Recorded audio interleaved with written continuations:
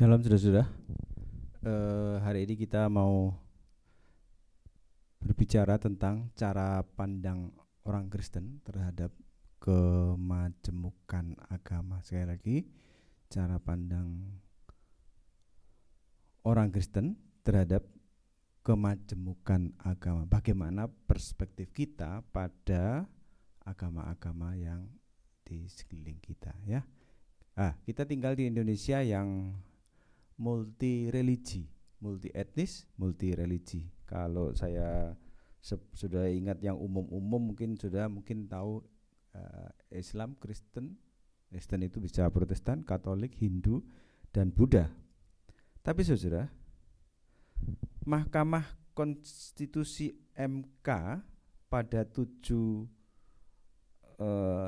November 2017 memutuskan untuk memperbolehkan aliran kepercayaan dicantumkan di KTP. Itu terdiri agama Bali, Aluk Todolo Tanatoraja, Sunda Wiwitan, agama Jawa Sunda, Buhun, Kejawen, Permalim, Kaharingan. Ini yang diizinkan dicantumkan di KTP. Jadi nanti akan banyak. Lalu kemudian berdasarkan putusan Kemendikbud, daftar yang ada di Kemendikbud, sebetulnya itu ada 187 jenis aliran kepercayaan. Siapkan mental saudara, saya bahas satu persatu, bisa sampai subuh ini, ya. Nah, padahal saudara-saudara itu konsepnya berbeda, ketuhanannya berbeda, lalu kemudian cara ibadahnya berbeda. Dari mana agama-agama ini muncul? Mana yang benar? Jika Kristen adalah satu-satunya jalan, lalu mereka ini apa? Mari kita lihat slide selanjutnya. Maka mari kita melihat bagian ini pada tesis pertama, kemungkinan pertama adalah semua agama berasal dari Allah. Semua agama berasal dari Allah. Nah, karena sama-sama berasal dari Allah, maka harusnya sama-sama benar dan harusnya sama-sama menyelamatkan. Sama-sama berasal dari Allah, sama-sama benar, sama-sama menyelamatkan. Nah, dukungan dari bagian ini saya akan cantumkan beberapa fakta. Yang pertama, seorang pendeta sangat terkenal dari gereja yang sangat terkenal, lulusan dari universitas terkenal di Belanda, menuliskan demikian dalam satu kutipannya. Yang kami maksud dengan kaum pluralis adalah mereka yang tidak menganggap agamanya sendiri sebagai satu-satunya keyakinan benar dan jalan keselamatan, yang secara unik lebih unggul dari agama lain.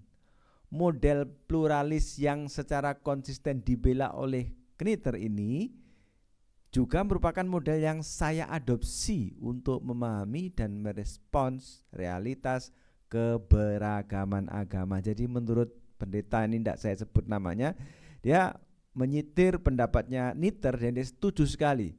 Kita tuh tidak boleh yakin seyakin-yakinnya bahwa itu satu-satunya jalan yang benar dan keselamatannya unik, tidak ada pada agama lain. Itu tidak boleh menurut Knitter dan pendeta ini. Pendeta yang sama menuliskan 2 paper yang kemudian dianalisa oleh kelas kami pada waktu masih di S1 dengan 2 judul yang sangat menggelitik. Yang pertama, keselamatan dalam agama-agama lain. Yang kedua, wahyu di dalam agama-agama lain. Bagaimana kalau pendeta ini jadi pendeta, saudara? Fakta yang kedua, saya pernah nyanyi lagu ini. Semua bunga ikut bernyanyi, gembira hatiku, segala rumput pun riang-ria, Allah sumber gembiraku. Coba bagian selanjutnya. Semua jalan di dunia menuntunmu ke surga, desiran anginan mesra mengayunmu ke surga. Lagu ini ingin mengatakan semua jalan menuju surga. Seorang senior saya mengingatkan lagu itu pluralis. Lagu ini mengatakan semua jalan, semua kepercayaan, semua iman menuju ke surga. Selanjutnya, Gereja Katolik dalam Konsili Vatikan II membuat satu pernyataan doktrin dalam Lumen Gentium nomor 16. Mereka yang tanpa kesalahan mereka sendiri tidak mengenal Injil, Kristus dan gerejanya, namun dengan tulus hati mencari Allah dan dengan dibantu rahmat ilahi berusaha untuk melakukan kehendaknya yang mereka kenali melalui diktat hati nurani, juga dapat mencapai keselamatan kekal. Lumen Gentium nomor 16. Saudara nanti lain kali tanya kepada orang Katolik ya, maksudnya ini apa. Yang terakhir, saudara kenal ini sangat viral. Dia mengatakan kalau si Habib A yang bukan Kristen itu tidak masuk surga, aku juga tidak mau masuk surga, saya ikut aja masuk neraka. Nah, bagi Brian dan kawan-kawan, jalan menuju surga itu plural, jamak, majemuk, bisa lewat mana saja. Nah, sesuatu yang bagi beberapa golongan generasi ini menjadi sebuah pegangan ya. Ini sangat viral. Nah, karena itu saudara, muncullah apa yang digambarkan dalam slide saya ini. Kaisar Agustus tahun 27 sebelum Masehi sampai 14 ini yang merancang acara sensus pada zaman kelahiran Yesus adalah seorang yang pertama melakukan banyak proyek pembangunan jalan. Kaisar Trajan 98 sampai 17 Masehi dikenal memperluas jaringan jalan lebih jauh ke wilayah-wilayah baru yang ditaklukkan. Kan Romawi menjajah kemana-mana ya, misalnya Romania. Lalu Kaisar Hadrian juga melakukan yang sama, dan kemudian dari Kaisar III ini muncullah apa yang disebut sebagai jalan Roma. Muncul apa yang kita kenal sampai telinga Indonesia, banyak jalan menuju Roma. Ini untuk menggambarkan bahwa agama ini, agama itu, semuanya itu cuma sebuah jalan, semuanya bisa mencapai Roma. Nah, padahal saudara, ini gambaran, ini simbol-simbol dari iman berbagai agama. Ini konsep ketuhanannya lain, ada yang tauhid mutlak satu, ada yang trinitas, tiga pribadi dalam satu hakikat, ada yang triteis, tiga Allah berbeda-beda, ada yang politeis lebih dari tiga, ada yang sekedar tenaga, semangat, atau yang disebut being, atau ada yang disebut apalagi jenis kepercayaan, semua berbeda. Lalu konsep keselamatannya juga berbeda. Ada yang dengan perbuatan baik, ada yang amal ibadah, ada yang melalui hanya Yesus Kristus, ada juga yang melalui mengosongkan diri, mengosongkan hasrat dan lain-lain. Konsep surganya juga beda, ada yang surga beneran, ada yang kekosongan. Lalu kemudian ada yang bumi baru dan langit baru. Lah kemudian kok banyak banget perbedaannya, belum lagi cara ibadahnya, cara budayanya, cara sembahyangnya, harinya. Loh, banyak sekali perbedaan. Kalau begitu, yang menjadi persoalan sekarang, jika sama-sama dari Allah, mengapa terlalu banyak perbedaan satu sama lain? Mana yang benar-benar Tuhan? Mana yang benar-benar menyelamatkan? Nah, kalau memang ada anggapan bahwa semua agama berasal dari Tuhan, itu bertentangan dengan Yohanes 14 ayat 6. Akulah jalan kebenaran dan hidup, tidak ada seorang pun datang kepada Bapa jika tidak lewat Yesus. Lah bisa lewat sana, berarti ayat ini tidak bisa dipertahankan. Ayat ini yang benar, berarti semua agama berasal dari yang lain, atau agama-agama benar dan ayat ini salah. Di mana letak pilihan saudara ya? Juga bertentangan dengan Matius 28 19-20. Jadikanlah semua bangsa muridku, baptislah mereka dalam nama Bapa dan Putra dan Roh Kudus. Saudara-saudara, ini enggak layak untuk dipertahankan kalau memang semua agama berasal dari Tuhan, semua agama menyelamatkan, sama-sama menyelamatkan. Kenapa? Tuhan ngomong, Edi, sana penginjilan ke sana, ada orang yang butuh berita baik. Edi bisa keberatan, Tuhan ngapain susah-susah menginjili, wong dari agamanya yang sekarang aja mereka bisa selamat, kenapa harus ditarik-tarik untuk digerejakan, selamat lewat gereja, lewat sana juga bisa. Yang ketiga, bertentangan dengan Yohanes 3:16. Karena begitu besar kasih Allah akan dunia ini sehingga Ia mengaruniakan anaknya tunggal supaya yang percaya kepadanya tidak binasa melainkan beroleh hidup yang kekal. Saudara lihat ini, ayat 3 ini diekspresikan dalam gambar sebagai kesengsaraan Yesus. Yesus datang untuk sengsara membayar dosa-dosa manusia demi keselamatan kita semua. Nah, andai kata ada sebuah percakapan imajiner antara Bapa dan anak. Bapa, adakah sesuatu yang hendak disampaikan kepadaku? Bapa mengatakan kepada sang anak, anak, berinkarnasilah ke dunia, menjalani hidup sebagai manusia, lahir dari perawan, akan menjalani kehidupan 33 tahun, menderita sengsara, bahkan sampai disiksa, diludahi, dicambuk, memikul salib, dan mati di atas kayu salib, lalu dikuburkan. Untuk apa Bapa? Untuk menebus kesalahan-kesalahan manusia, dosa-dosa yang harusnya dihukumkan kepada manusia ditimpakan kepada dirimu. Sang anak bisa menjawab, Bapa, ngapain harus repot-repot menjalani hidup yang sesusah itu, padahal mereka itu sekarang sudah bisa selamat lewat agama masing-masing, kepercayaan masing-masing. Nah, jadi saudara, bahwa agama-agama itu dianggap sebagai ya mereka sudah bisa selamat, tidak ada gunanya Yesus datang ke dunia sebegitu susahnya itu. Ya. Nah, karena itu inkarnasi Kristus membuktikan bahwa memang hanya itulah satu-satunya cara untuk selamat. Nah, dengan demikian anggapan bahwa agama-agama berasal semua dari Allah itu gugur, ya. Mari kita masuk pernyataan yang kedua. Kalau enggak dari Allah, mungkin dari setan. Agama-agama lain berasal dari setan. Ini anggapan yang kedua. Anggapan yang pertama, agama-agama lain berasal dari Allah. Yang kedua, oh tidak, agama-agama lain berasal dari setan. Saya akan memaparkan beberapa fakta. Yang pertama, dalam salah satu situs rohani dituliskan pertanyaan begini. Iblis itu sumber utama di balik semua ajaran sesat dan agama dunia. Iblis akan melakukan apa saja dalam kuasanya untuk melawan Allah dan para pengikutnya. Oh, benar ada ini. Selanjutnya, dalam satu forum diskusi, seorang melontarkan satu topik dalam bentuk pertanyaan. Yakinkah Anda bahwa iblis telah berhasil membuat suatu agama atau kepercayaan dan dianut oleh miliaran manusia, tujuannya agar manusia disesatkannya dan tidak menyembah Allah? Si pelontar pertanyaan itu di dalam forum itu menjawab, saya yakin sekali. Berarti saudara, setidaknya sudah ada dua fakta bahwa ada dua golongan penganut dari posisi ini, bahwa menurut mereka ini agama-agama berasal dari iblis, setan. Di dalam 1 Timotius 4 ayat 1 dikatakan begini, tetapi roh dengan tegas mengatakan bahwa di waktu-waktu kemudian ada orang yang akan murtad lalu mengikuti roh-roh penyesat dan ajaran setan-setan.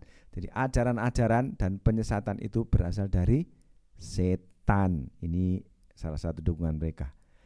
Apalagi kadang-kadang di agama-agama itu ada praktek-praktek sihir, satanisme, okultisme, cenayang, ramal, pemanggilan arwah. Itu membuat semuanya lebih ngeri lagi ya, kayak horor begitu ya. Memang kayaknya sih agama-agama dari setan, kayaknya begitu lah. Tetapi saudara-saudara, ada dua fakta yang harus kita pertimbangkan. Sebetulnya agama itu mengandung dua hal yang alamiah. Apa itu? Mari kita baca Roma 2, ini harusnya pasal 5 ayat 15 kayaknya ya. Sebab dengan itu mereka menunjukkan bahwa isi hukum Taurat ada tertulis dalam hati mereka. Hukum Taurat ada tertulis dalam hati mereka. Padahal ini orang-orang yang tidak punya hukum Taurat. Tapi ada hukum Taurat yang tertulis dalam hati mereka. Artinya apa?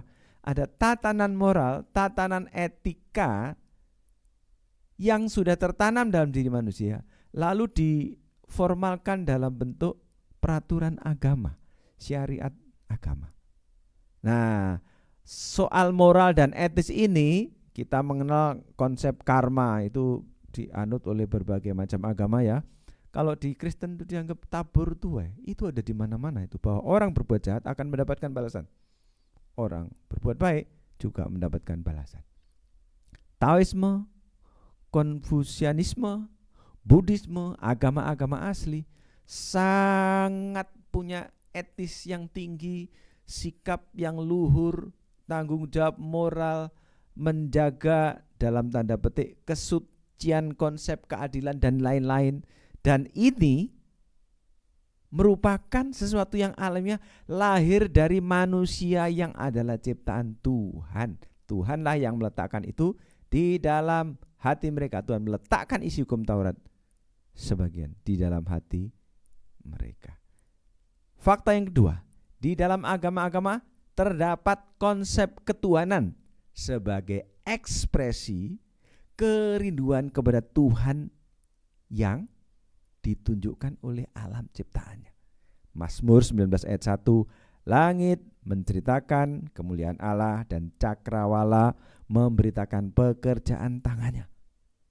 Roma 1 ayat 19-20, sebab apa yang tidak nampak daripadanya, yaitu kekuatannya, orang tidak bisa lihat kekuatan Allah, yang kekal dan keilahiannya dapat nampak kepada pikiran dari karyanya sejak dunia diciptakan, sehingga mereka tidak dapat berdalih lagi. Artinya apa? Dari yang diciptakan ini nampaklah betapa hebat dan dahsyat kuasa kekuatan sang penciptanya. Ya.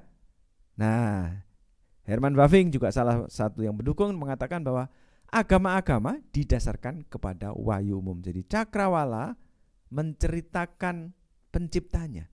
Kok cakrawala? Bahwa sebenarnya bukan cakrawala, seluruh alam semesta itu dikenal dengan satu sistem kosmos, lalu kemudian yang lebih kecil lagi sistem solar, itu matahari. Dan orang bilang di antara keteraturan ini pasti ada yang mengatur. Di antara ciptaan yang hebat ini pasti ada yang menciptakannya. Siapa itu? Tuhan. Wahyu umum yang mengatakan itu. Di dalam hati manusia ada satu kecerdasan awal melihat Tuhan melalui ciptaannya. Satu kali seorang menceritakan tentang gajah yang dipertemukan dengan 4 orang buta. 4 orang buta disuruh menyentuh gajah, lalu menceritakan hakikat gajah sebagaimana apa yang mereka tangkap. Yang pertama, dia mengatakan gajah itu seperti pohon besar yang tinggi. Dia memegang, meraba, menyentuh kakinya. Yang satu lagi bilang, oh tidak, gajah itu seperti tembok. Dia tidak bisa dirobohkan, tinggi, kuat. Dia pegang perutnya. Yang lain lagi, gajah itu seperti ular, panjang, lentur. Dia pegang belalainya. Yang lainnya lagi, tidak, gajah itu seperti tombak tajam dan bisa menusuk. Dia pegang culanya, gadingnya. Nah, orang-orang buta ini hanya menangkap apa yang mereka tangkap dan tidak menerima keutuhan wahyu dari Allah. Sebagian menangkap kebenaran ini, agama lain menangkap kebenaran itu, yang lain menangkap belalainya. Tidak ada kebenaran yang utuh. Hanya wahyu khususlah di mana Allah menyatakan diri, dinyatakan gajah yang seutuhnya, dinyatakan kebenaran yang seutuhnya. Lalu bagaimana? Maka kita harus masuk kepada tesis yang ketiga. Kita masuk kepada pernyataan yang ketiga, bahwa agama-agama merupakan sarana perjumpaan. Perjumpaan apa? Antara wahyu umum dan wahyu khusus. Antara kerinduan dan Allah yang mencari umat kekasihnya. Keselamatan dalam Yesus sebagai wahyu khusus itu mempunyai keunikan sebagai berikut. Yang pertama, satu-satunya Allah yang mencari manusia. Yohanes 1 ayat 11 dan 18. Ia datang kepada milik kepunyaannya, tetapi orang kepunyaannya itu tidak menerimanya. Tidak seorang pun yang pernah melihat Allah, tetapi anak tunggal Allah yang ada di panggung bapa, dialah yang menyatakannya.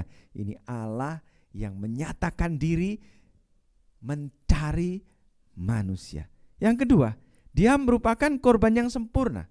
Jadi Allah yang mencari manusia lalu menjadi korban sempurna. Ibrani 10:14. Sebab oleh satu korban saja ia telah menyempurnakan untuk selama-lamanya mereka yang ia kuduskan. Darah Kristus cukup membayar seluruh dunia, sehingga itulah satunya peluang. Itu pembayaran yang sah yang bisa dilakukan. Sedangkan yang lainnya menuju kegagalan. Dia satu-satunya korban yang bisa memenuhi standar kepuasan Sang Bapa. Selanjutnya, Yesus adalah satu-satunya peluang. Maksudnya, Yohanes 14 ayat 6. Akulah jalan kebenaran dan hidup, tidak ada seorang pun yang datang kepada Bapa, tidak kalau lewat aku. Artinya, hanya Yesuslah cara untuk diselamatkan. Dialah Allah yang mencari manusia, Dia yang sudah lunasin bayar korban untuk semuanya, dan itu ditawarkan kepada kita hanya lewat Dia saja kita bisa. Didukung oleh Kisah 4 ayat 12. Dan keselamatan tidak ada di dalam siapapun juga selain di dalam Dia. Sebab di bawah kolong langit ini tidak ada nama lain yang diberikan kepada manusia yang olehnya kita dapat diselamatkan. 1 Yohanes 5 ayat 12. Barang siapa memiliki anak, memiliki Yesus, ia memiliki hidup. Barang siapa tidak memiliki Yesus, ia tidak memiliki hidup. Jadi dialah satu-satunya jalan, satu-satunya peluang. Ini harus kita jadikan dasar sebelum kita berbicara lebih lanjut soal titik temu. Akhirnya kita akan melihat berdasarkan keyakinan kita tentang Kristus inilah kita melihat satu teladan Paulus di dalam Kisah Para Rasul 17. Sebetulnya dari ayat 16, tapi keterbatasan kita akan baca ayat 16, 22 dan 23 saja. Demikian, sementara Paulus menantikan mereka di Athena, sangat sedih hatinya karena ia melihat bahwa kota itu penuh dengan patung-patung berhala. Jadi kota Athena sangat terkenal, kota yang paling banyak berhalanya, patungnya. Ayat 22, Paulus pergi berdiri di atas Areopagus dan berkata, hai orang-orang Athena, aku lihat bahwa dalam segala hal kamu sangat beribadah kepada dewa-dewa. Sebab ketika aku berjalan-jalan di kotamu dan melihat-lihat barang-barang pujaanmu, aku menjumpai juga sebuah mezbah dengan tulisan kepada Allah yang tidak dikenal. Apa yang kamu sembah tanpa mengenalnya, itulah yang kuberitakan kepada kamu. Jadi apa yang dilakukan Paulus? Pertama, dia pergi ke Athena, satu tempat yang penuh dengan berhala. Lalu kemudian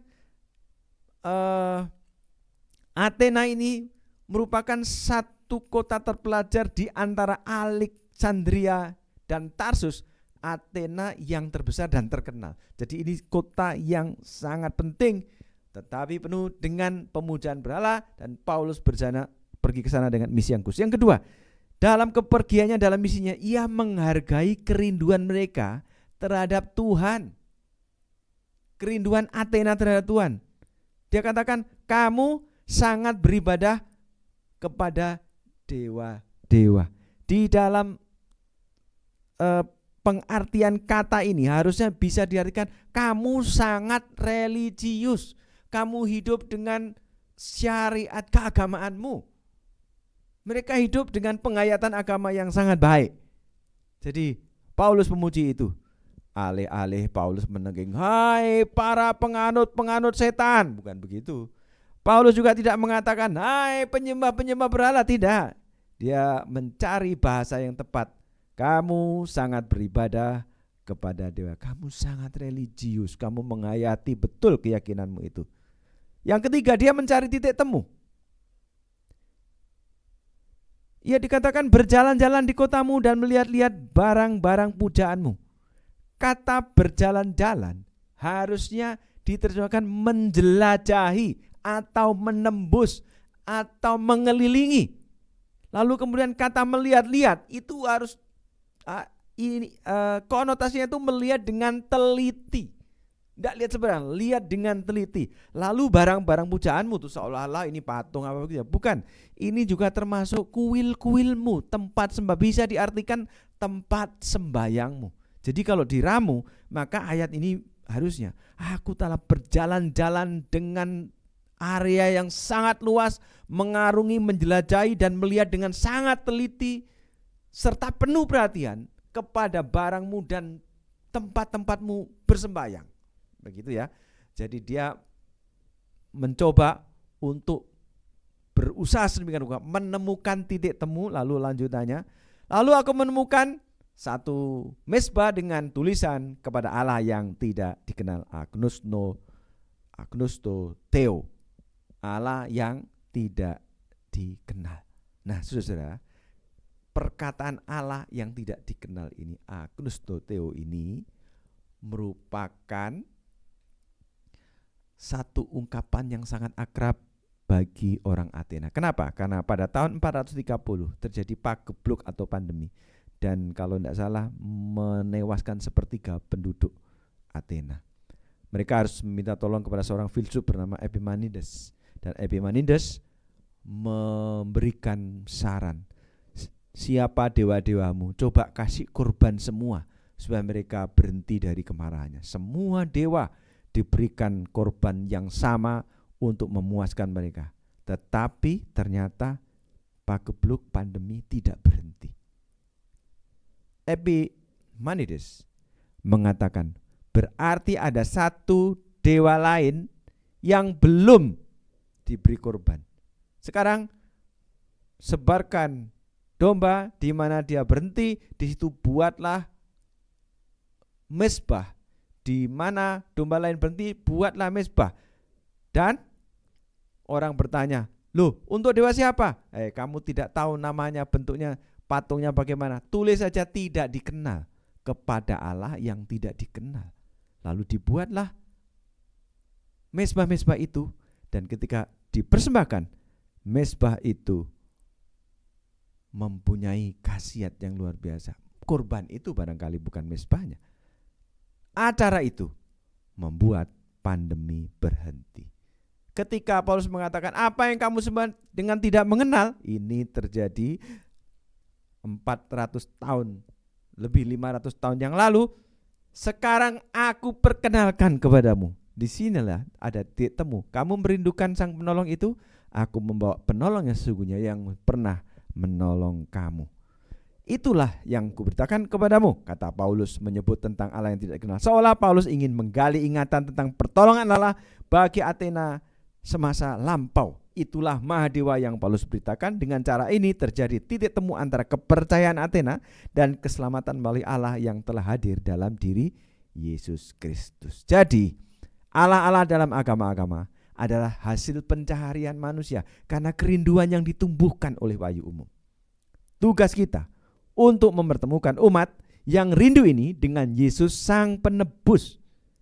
Ucapkan sekali lagi sama-sama, tugas kita adalah mempertemukan umat yang rindu ini dengan Yesus Sang Penebus. Seorang bernama Don Richardson dalam bukunya Anak Perdamaian menceritakan bahwa semasa menjadi misioner di suku Sawi, Papua, peperangan antar suku sering terjadi. Biasanya kesepakatan damai dilakukan dengan penyerahan anak kepala suku untuk tinggal bersama musuhnya. Anak yang diserahkan ini disebut anak perdamaian. Kalau kita sih kayaknya tawanan gitu ya.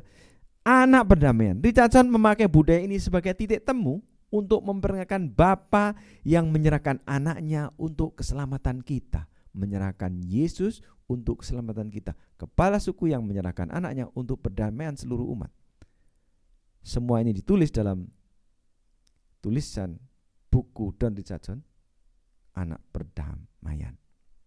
Saudara-saudara, cara pandang orang Kristen. Karena itu saya ingin mengatakan kepada saudara, apa yang harus kita lakukan? Bagaimana kita menyikapi hal itu? Yang pertama, jika engkau orang yang berencana pindah KTP, pindah iman, pindah tempat ibadah, saya ingin katakan, tidak semuanya sama. Jangan-jangan sudah kadung pindah, gak selamat, rugi dong. Ya.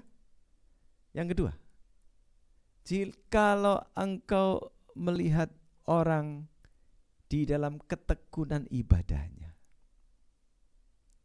mereka sebetulnya sedang rindu, tetapi mereka tidak mendapatkan satu wahyu yang utuh. Tugasmu, tugas saya untuk mempertemukan dia dengan Sang Pencipta, Sang Juru Selamat itu. Begitu juga kalau engkau ketemu dengan penganut-penganut agama lain, kepercayaan lain, jangan lalu sing-singkan lengan tangking, dalam nama Yesus setan iblis keluar. Wah, bisa kacau saudara yang akan keluar. Jadi letakkanlah tanpa, mereka ada kerinduan, mereka ada konsep moral yang sama. Jangan sembarangan tengking, karena sebetulnya belum tentu itu dari si iblis. Itu ada kerinduan dari hati yang melihat cakrawala yang menceritakan kemuliaannya. Yang terakhir, jikalau hari ini engkau ketemu dengan orang-orang lain dengan konsep-konsep yang mendekati, beririsan dengan kekristenan, misalnya ada konsep manunggaling kawulo kalian Gusti, ini ajaran kejawen. Bukankah itu mirip sekali dengan perkataan Yesus, jika engkau di dalam aku dan aku di dalam kamu? Mengapa Pak ajaran kita senada? Apa yang Bapak rindukan itu ada dalam kitab kami. Mau mencoba melihat, terjadi titik temu. Bukan hanya itu. Don Richard John dalam buku yang lain mengatakan, sebetulnya di setiap orang itu punya konsep-konsep keilahian, kealahan. Bahkan yang politeis sekalipun, selalu di antara dewa-dewa ada dewa satu yang lebih tinggi dibanding yang lain, yang lebih berkuasa, dialah yang menciptakan alam semesta. Maka selalu ada di antara keyakinan-keyakinan bahwa mereka mengharapkan, merindukan satu Allah pencipta dunia, dan itu ada dalam kerinduan mereka. Di dalam bahasa Nias itu disebut Lowalangi, di Batak itu disebut Debata, di Jawa dan Bali itu disebut Sang Hyang Widiwasa, di Yunani itu disebut Theos, di Arab itu disebut Allah, di China itu disebut Tien. Di tempatmu dipanggil apa? Setiap tempat memanggil dengan kerinduannya sendiri, tetapi sebetulnya dia mengarah kepada pribadi yang sama. Pertemukan mereka. Jika mereka mau, inilah Tien kami, Sang Pencipta langit dan bumi. Inilah Lowalangi yang menciptakan seluruh laut dan gunung. Inilah Debata, pembuat segala sesuatu, seluruh tumbuhan, hewan, binatang, matahari. Maka perlihatkan perkataan dalam Yohanes 1. Segala sesuatu diciptakan oleh dia, dan tanpa dia tidak ada sesuatu pun yang tercipta. Saudara, apa cara pandang kita kepada mereka? Mereka memang bukan dari Allah, sama-sama menyelamatkan, tetapi juga bukan dari setan. Lalu apa? Allah meletakkan wahyu umum supaya mereka bertemu dengan kita di dalam rancangan keselamatan yang abadi. Tugas kita memimpin kerinduan mereka kepada kerinduan pribadi yang sejati. Tuhan memberkati. God bless you.